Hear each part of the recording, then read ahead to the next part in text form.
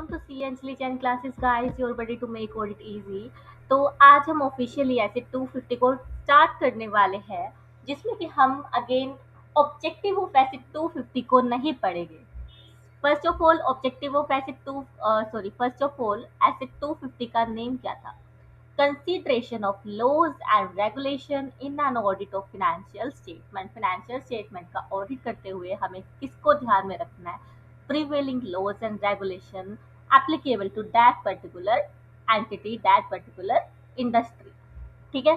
तो हमने पिछले पार्ट में बेसिक्स देखा था ऐसे 250 का कि डायरेक्ट लॉज कौन से होंगे जो अफेक्ट करेंगे, इनडायरेक्ट लॉज कौन से होंगे जो एफएस को इनिशियली तो नहीं बट बाद में अफेक्ट कर जाएंगे.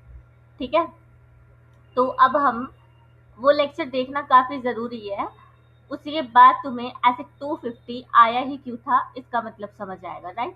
फिर उसके बाद आज हमारा जो मेन एजेंडा रहेगा, we will be completing the responsibility of management in consideration of laws and regulations.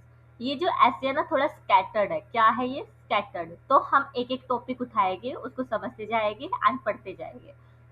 तो as and when I'll be making you go through the content, the topics जो कि scattered है उसी तरीके से आपको पढ़ना है एंड याद करना है, समझना है. ठीक है. तो we are going to study with responsibility of management. क्या पढ़ेंगे हम? Responsibility of management for compliance with the laws and the regulation. First of all जो प्राइमरी रेस्पॉन्सिबिलिटी है लॉज एंड रेगुलेशन की, कंप्लायंस को देखने का, उसको कंप्लाई करने का, वो हमेशा और हमेशा किसका रहेगा? मैनेजमेंट का. एज लाइक जो primary responsibility of preparation, presentation and disclosure of FS है विद डिम ऑफ आईसीआई, वो भी प्राइमरी रिस्पॉन्सिबिलिटी किसकी थी? एज पर ऐसे 200 मैनेजमेंट की थी. ठीक है. तो यहाँ पे भी जो लॉज एंड रेगुलेशन को मेंटेन करने की, कंप्लाई करने की जो रेस्पॉन्सिबिलिटी है ओवर द एंटिटी, वो किसकी है? मैनेजमेंट की. Management with the oversight of TCWG, management अपना काम करेगा और टीसीडब्ल्यूजी उसको ओवरसाइट करेगा, सुपरवाइज करेगा, रिव्यू करेगा. is responsible for ensuring the entity's operation are conducted in accordance with the laws and regulations. जितना भी एक एंटिटी में एक्टिविटीज हो रही है, ट्रांजेक्शंस हो रही है, वो सब किससे कंप्लाई करनी होनी चाहिए?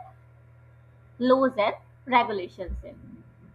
Laws and regulation may affect an entity's financial statement in different ways. For example, most directly, they may affect specific disclosure required for the entities in financial statement, or they may prescribe the applicable financial reporting framework.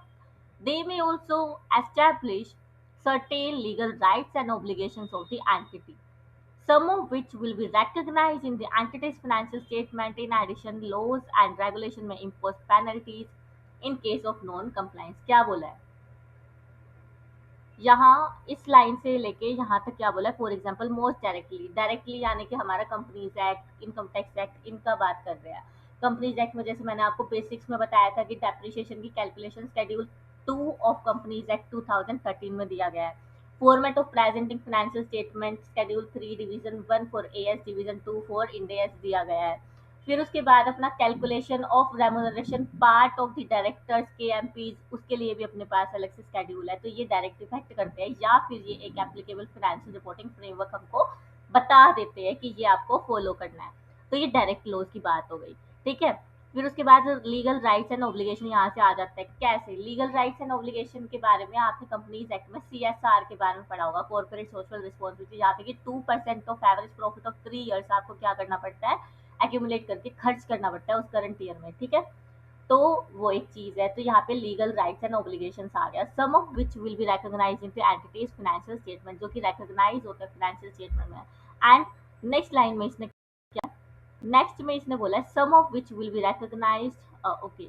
In addition, laws and regulations may impose penalties in case of non-compliance. और in addition कुछ laws and regulations है वो आप पे penalties भी लगा सकते हैं. जैसे कि चाइल्ड लेबर एक्ट, जो चाइल्ड लेबर्स है उनसे काम नहीं कराना है तो आपका जो एंटिटी है उसको पेनल्टीज भरना पड़ सकता है एंड आपके गोइंग कंसर्न पे भी इशू आ सकता है. एनवायरमेंटल लॉज को आपको देखना है. प्लस अगर आपने कंपनीज एक्ट के ही लॉज को फॉलो नहीं किया तो वहाँ पे भी आपको पेनल्टी देनी पड़ सकती है. टैक्स प्रोविजंस को अप्लाई करते हुए आपने करंट टैक्स डेफर्ड टैक्स नहीं निकाला है तो पेनल्टी लग सकती है। तो ये चीजें बोलिए। अब मैनेजमेंट कैसे इंश्योर करेगी कि उसकी जो responsibility towards laws and regulation है वो कंप्लाई हो रही है। उसके लिए हम कुछ पॉइंट्स पढ़ने वाले हैं and these are the LDR points. These are the LDR points. LDR मतलब लास्ट डे रिवीजन पॉइंट्स, जो कि एग्जाम में आपसे पूछे जाने वाले हैं फॉर सीए इंटर। अब अगेन रिपीटिंग, सीए इंटर की तो गारंटी आ नहीं है। सीए फाइनल में उन्होंने एनालिसिस, जजमेंट, कंक्लूजन, रिपोर्टिंग वाले क्वेश्चन पूछना स्टार्ट किए हुए हैं। तो उस पार्ट पे भी हम इस ऐसे 250 में आएंगे ही आएंगे। ये आपका जो सीए फाइनल वाले स्टूडेंट्स है उनका चैप्टर 2 है, जिसमें कि केस बेस्ड स्टडी क्वेश्चन आना ही आना है, जिसमें आपको कॉन्सेप्ट लिखना होता है, फैक्ट बताना होता है एंड इवन जो कंक्लूजन है वो दे के आपको रिपोर्टिंग रिक्वायरमेंट भी बतानी होती है। मीन्स ये फाइनल के जो क्वेश्चन है वो किस पे फोकस करते हैं, रिपोर्टिंग रिक्वायरमेंट्स पे विद द कॉन्सेप्ट, राइट। और इंटर वाले कि आप ये वाला क्वेश्चन हमने आपको दे दिया, इसका पर्टिकुलर रेलिवेंट कॉन्सेप्ट छाप दो। और थोड़ा एनालिसिस तो वहाँ पे भी होता ही होता है, उसमें कोई दो राय नहीं है, ठीक है। तो अब हम बात करेंगे the following examples are of the types of policies and procedure. अब मैनेजमेंट रिस्पॉन्सिबिलिटी कैसे निभाएगी, वो क्या बनाएगी, पॉलिसीज एंड प्रोसीजर्स बनाएगी। और ये क्वेश्चन जो है ना इसी लाइन से फ्रेम होगा आपका कि क्या पॉलिसी एंड प्रोसीजर होती है।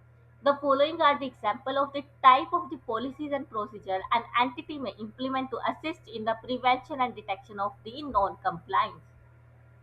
मैनेजमेंट कुछ पॉलिसीज एंड प्रोसीजर्स एस्टैब्लिश करेगी जिससे कि हम non compliance with the laws and regulation को क्या कर सकते हैं, प्रिवेंट एंड डिटेक्ट कर सकते हैं।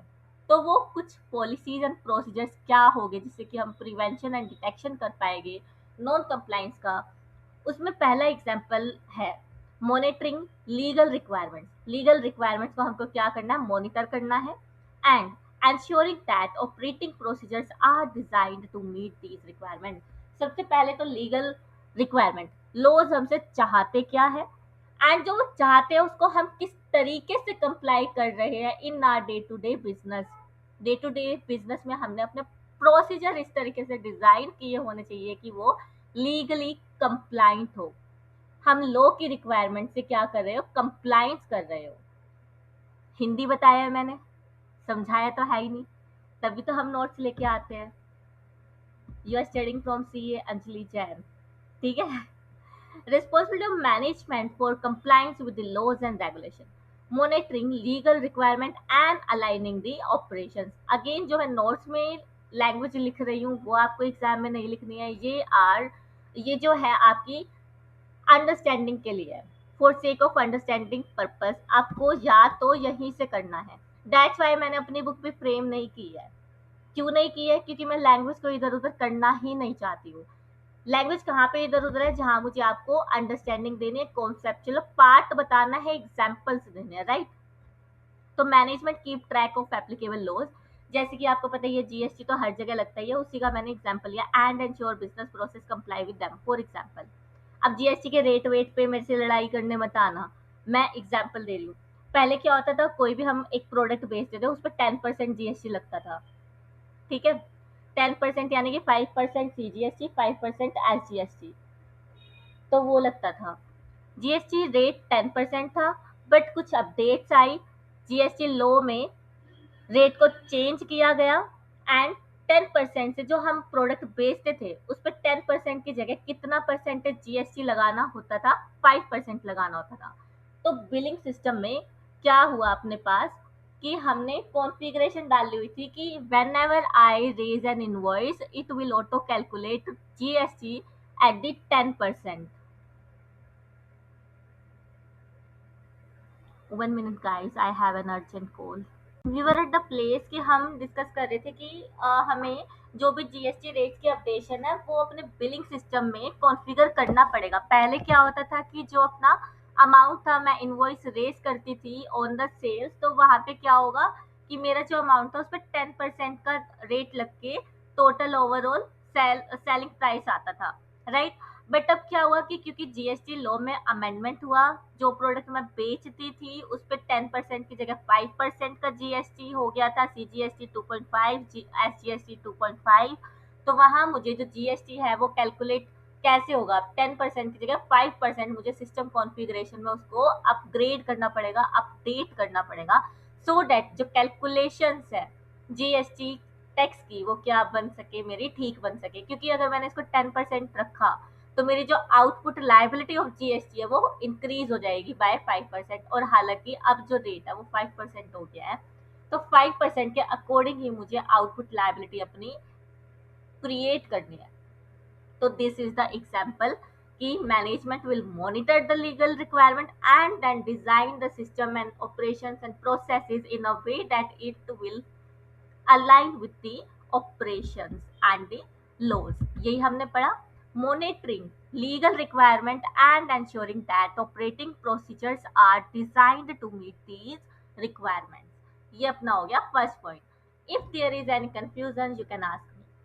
We are otherwise moving to second point, instituting and operating appropriate system of internal control। अभी हमने बात किया था कि लॉ में कुछ अमेंडमेंट आया था, लॉ की कुछ रिक्वायरमेंट थी जिसके तहत तो मैंने अपने सिस्टम को अपग्रेड किया था, कॉन्फ़िगर किया था, रेट चेंजेस किए थे, इवन कैलकुलेशन करने का तरीका मैंने चेंज किया था। अब हम बात कर रहे हैं कि हमें क्या करना है, एंश्योर करना है कि हमारा जो सिस्टम है वो किसको कंप्लाई कर रहा हो, इंटरनल कंट्रोल्स को। और इंटरनल कंट्रोल्स का सबसे बेसिक एंड पहला जो प्रिंसिपल होता है सेग्रीगेशन ऑफ ड्यूटी। क्या होता है segregation of duty? It is SOD, maker checker concept. Maker should be different, checker should be different, handling person should be different, recording those transaction person should be different.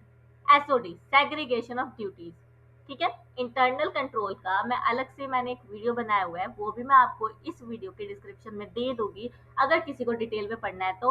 Otherwise internal control को हम ऐसे 300 series में पढ़ने ही वाले हैं, right. But किसी को conceptual clarity चाहिए तो वो उस वीडियो को जाके देख सकता है। इसका एग्जाम्पल भी लेते हैं, instituting and operating appropriate system of internal control.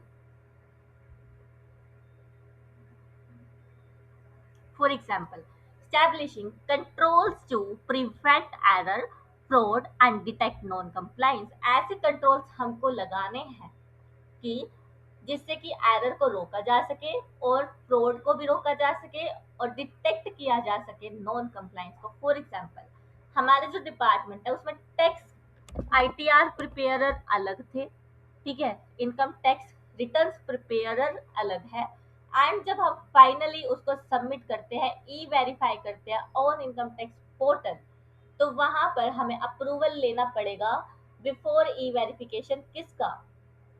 Income tax department head का।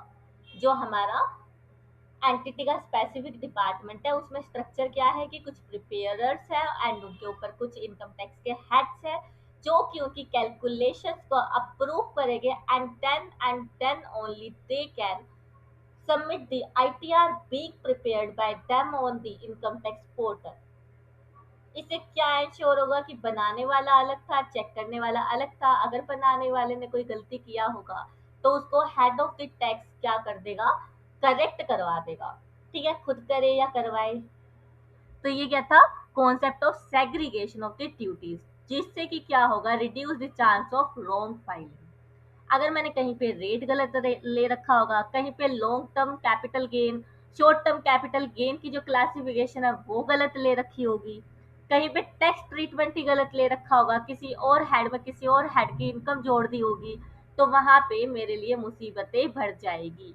तो उसको ही रिड्यूस करने के लिए मेरे पास मेकर अलग होना चाहिए of the particular task and the checker of that particular task should be different.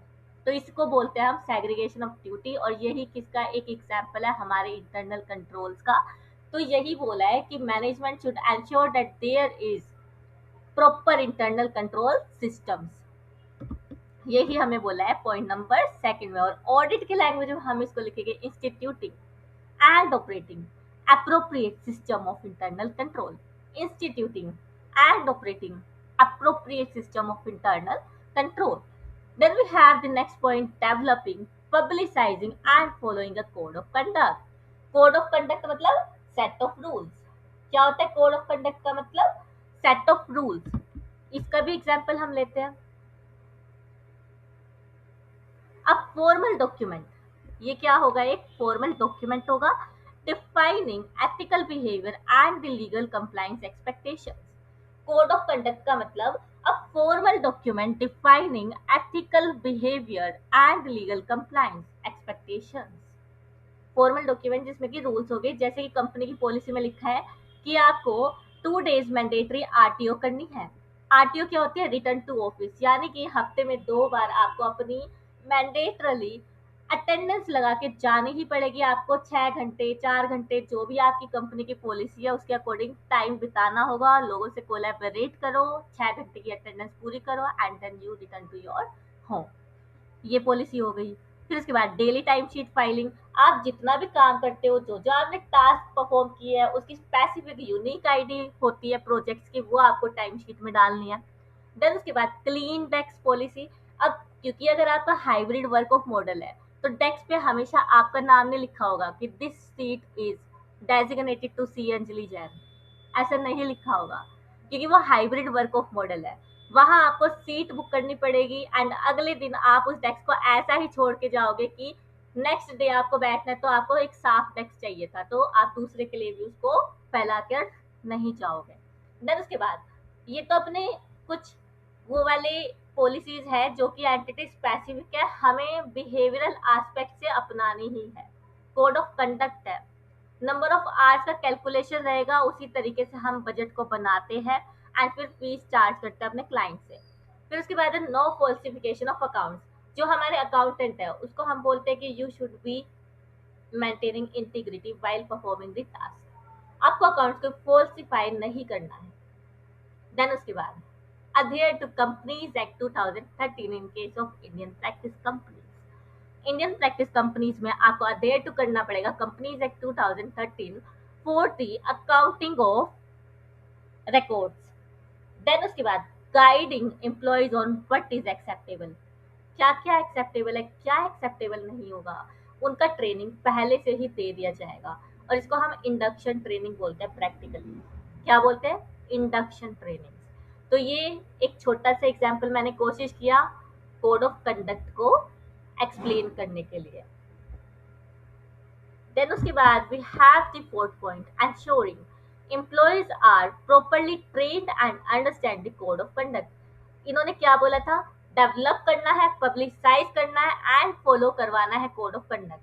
Second point में ये क्या बोल रहे हैं कि आप इंश्योर करो कि जो आपने डेवलप एंड पब्लिसाइज किया है कोड ऑफ कंडक्ट को, उसको एम्प्लॉय समझते हैं एंड फॉलो भी करते हैं। क्या करते हैं, उनको प्रॉपर्ली ट्रेन किया जाए एंड उनको समझाया जाए about the code of conduct and उसको क्या किया जाए, फॉलो भी किया जाए। तो ensuring employees are properly train and understand the code of the conduct. जैसे कि employees are educated about laws and companies policy, जितना भी लॉज है एंड प्लस कंपनी की पॉलिसी है, एम्प्लॉयज को उसके बारे में गो थ्रू कराया जाए, ट्रेन किया जाए। फॉर एग्जांपल फाइनेंस टीम को किसके लिए ट्रेन किया जाए, इनकम टैक्स लॉज के बारे में, जीएसटी रिटर्न्स के बारे में, जीएसटी लॉज के बारे में, कंपनी एक्ट के बारे में। मतलब वो तब डिपेंड करेगा कि आपका डिपार्टमेंट कौन सा है। इनकम टैक्स का होगा तो उस लॉ की आपको ट्रेनिंग दी जाएगी, ऑडिट का होगा तो ऑडिट की ट्रेनिंग आपको दी जाएगी, जीएसटी स्पेसिफिक होगा तो जीएसटी की दी जाएगी, फॉरेन ट्रांजैक्शन एंड रेमिटेंस का होगा तो फेमा लॉ की आपको दी जाएगी नॉलेज, एचआर डिपार्टमेंट होगा तो लेबर लॉज की दी जाएगी। ठीक है, तो it depends in which department you are being appointed and उसके अकॉर्डिंग एम्प्लॉयज को क्या दी जाए, ट्रेनिंग दी जाए एंड अंडरस्टैंड किया करवाया जाए एंटिटीज की कोड ऑफ कंडक्ट को, एंटिटीज की पॉलिसी को। Then we have the next point, that is fifth one, monitoring compliance with the code of conduct and acting appropriately to discipline the employees who fail to comply with। अब देखो, पहले point में उन्होंने develop किया code of conduct को, दूसरे point में employees को बताया, एम्प्लॉयज को बताने के बाद अब ये देखा कि उसको वो फॉलो कर रहे हैं या नहीं कर रहे हैं, इसी तरीके से याद होगा। ठीक है, पहले आपने डेवलप किया पॉलिसीज को, डेवलप करने के बाद एम्प्लॉयज को समझाया और फिर उनको देख रहे हो कि मेरा बच्चा फॉलो कर रहा है कोड ऑफ कंडक्ट को कि नहीं कर रहा। मैनेजमेंट देख रही है, ठीक है, उसकी तो आंखें हैं आपके ऊपर। तो ये क्या था, कोड ऑफ कंडक्ट से रिलेटेड 3 पॉइंट। इसका भी एग्जाम्पल ले लेते हैं। monitoring and disciplinary actions, regular checking of the compliance and punishing the violations. जैसे कि big companies में you have 3 to 5 chances to non comply, but करना नहीं चाहिए। If you are clear with the non compliance तो बहुत अच्छा है, अगर आपने नॉन कंप्लाइंस की है तो वो काउंट होती है, रिकॉर्ड में फीड की जाती है। तो यहाँ पे एक मॉनिटरिंग प्रोसेस रहता है कि रेड फ्लैग आ जाता है if employees non compliant with the e learns training time sheet filing, ठीक है, बिहेवियरल एस्पेक्ट से कुछ इश्यूज है, वो सब नोट किए जाते हैं। फिर है internal audit detects fake expense claim. अब ये थोड़ा फाइनेंस से रिलेटेड है कि अब देखो, इसका भी मैं प्रैक्टिकल एग्जांपल लेती हूँ। कभी कभी क्या होता है कि लोग जो है खर्चा कर देते हैं, बट उनके पास उसका बिल नहीं होता या फिर खो जाता है, तो वो एक फर्जी बिल बना के अपलोड कर देते हैं कि हमें एक्सपेंस जो है वो क्लेम करना है।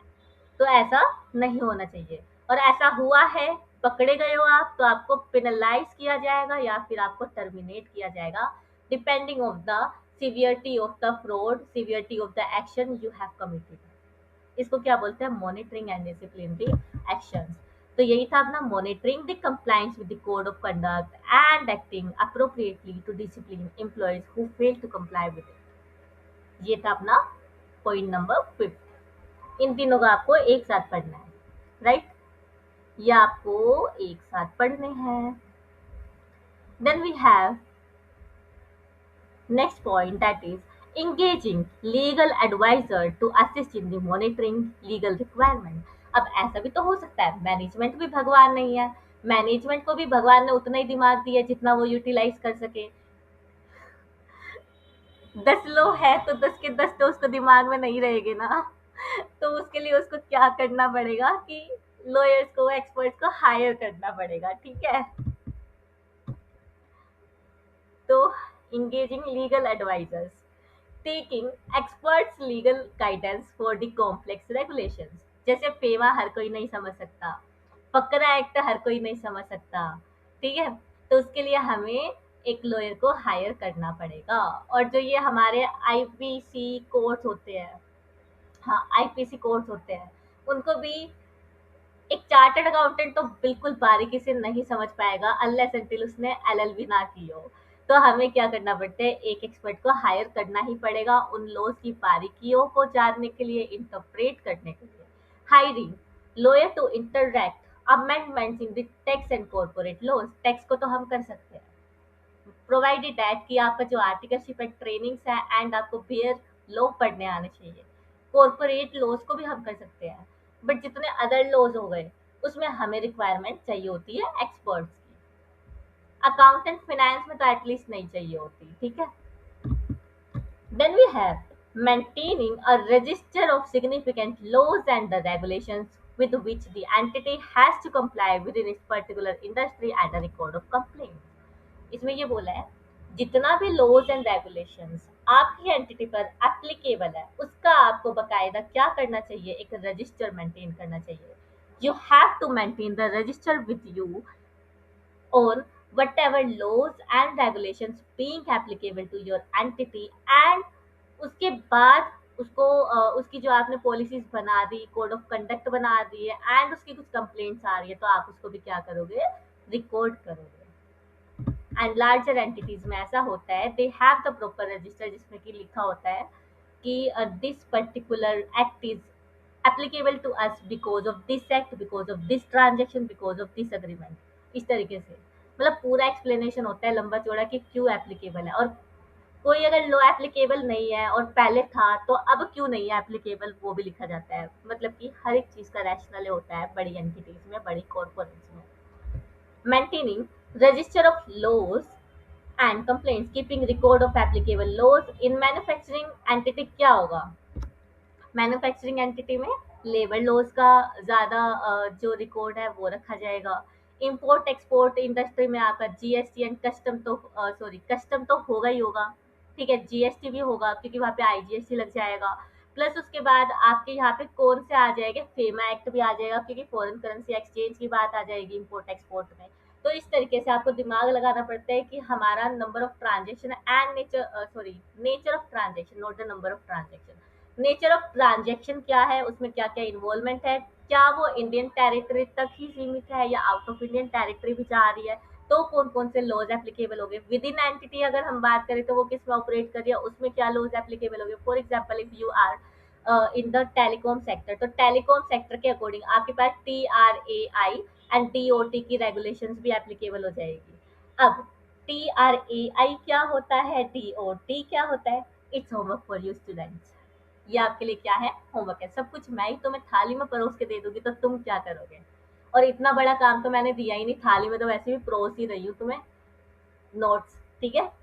तो you have to take some efforts and go and search what is DOT and what is TRAI। ये क्या है, हमारी रेगुलेटरी अथॉरिटीज है इन टेलीकॉम सेक्टर। माई बाप है टेलीकॉम सेक्टर के।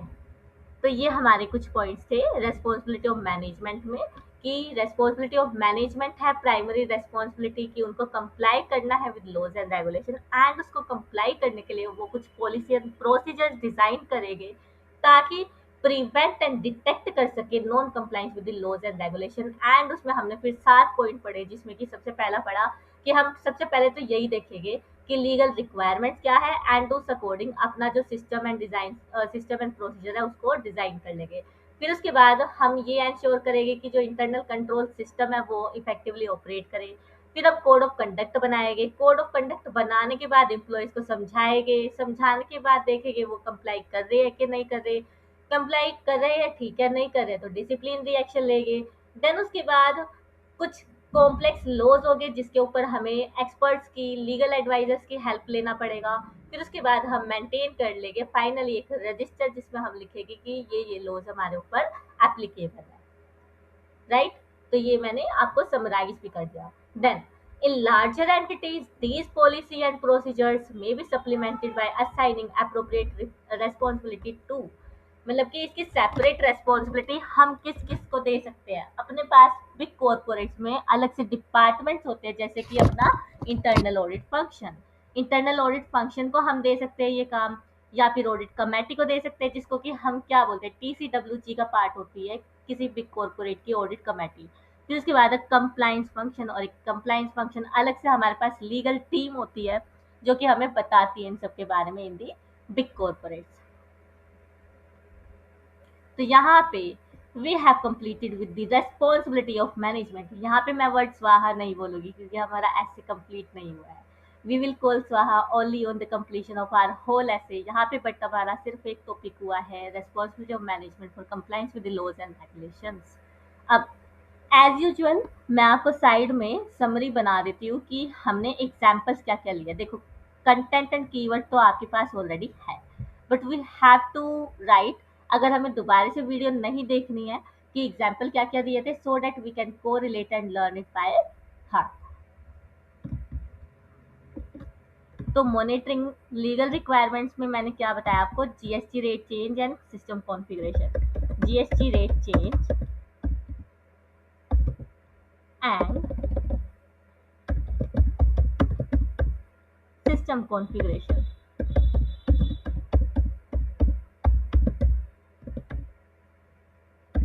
इसका एग्जाम्पल लिया, instituting and operating of appropriate system of internal control, इसमें हमने एग्जाम्पल लिया SOD का। SOD बोले तो segregation of duty, maker and checker concept.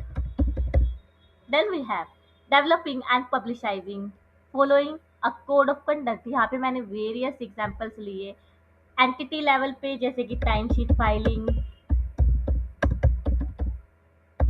Then उसके बाद 2 days RTO, मतलब कि mandatory attendance, okay.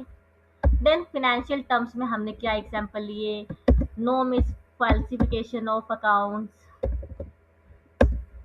No mis falsification of BOA यानी बुक्स ऑफ अकाउंट्स। देन उसके बाद ensure employ are properly trained and understand the code of conduct, इसमें मैंने various department का आपके पास एग्जांपल लिया था कि HR डिपार्टमेंट को हम क्या बताएंगे, लेबर लॉज के बारे में बताएंगे। और जो इंपोर्ट एक्सपोर्ट को संभालने वाला डिपार्टमेंट है इसको मैं शॉर्ट में लिख देती हूँ एक्जिम, ठीक है, एक्सि मतलब कि एक्सपोर्ट इंपोर्ट, इसको क्या बोलेंगे, इस पे हम फेमा के रूल्स बताएंगे, और उसके बाद कस्टम लॉ बताएंगे इन इंडियन प्रैक्टिस, ये सब हो जाएगा। ठीक है, देन उसके बाद मॉनिटरिंग कंप्लाइंस मॉनिटरिंग, फिर वही पनिशमेंट वगैरह का क्राइटेरिया, इस पे तो मुझे लिखवाने की ज़रूरत है नहीं। लीगल एडवाइज़र पे, यानी कि कॉम्प्लेक्स लॉ को हमें क्या करना है, समझना है। Advice advice on complex laws. फिर उसके बाद मेंटेनिंग द रजिस्टर, इसमें भी लिस्ट आउट करना है, list out the applicable laws, list out applicable laws at one place. इसी तरह खुशी खुशी पढ़ना है, खुश होके पढ़ोगे तभी तुम ऑडिट को मजे लेके पढ़ पाओगे। बर्डन लेके करोगे तो हो ही नहीं पाएगा। देखो मैं भी कितनी खुशी से पढ़ा रही हूँ, राइट। एप्लीकेबल लॉज, लॉज को लाज लिख दिया मैंने। Applicable laws at one place, बस हो गया खत्म। क्या था इसमें, कुछ भी नहीं था। इवन 2 बार तो मैंने ही आपको रिवाइज करा दिया है। अब क्या बच गया, वीडियो बंद करो और एक बार रिवाइज कर लो, दिमाग में बैठ जाएगा सारा कॉन्सेप्ट, बस। So that's all from my side in this part. We will be covering in another part the next topic, that is updating yourself with the ongoing legal and regulatory framework, obtaining and understanding. ये हमारा next topic होगा। So till then, have a good day, have a good day, rest of night, क्योंकि अभी तो हम रात को ही तो रिकॉर्ड कर रहे हैं। ठीक है, good night, bye, keep revising this stuff.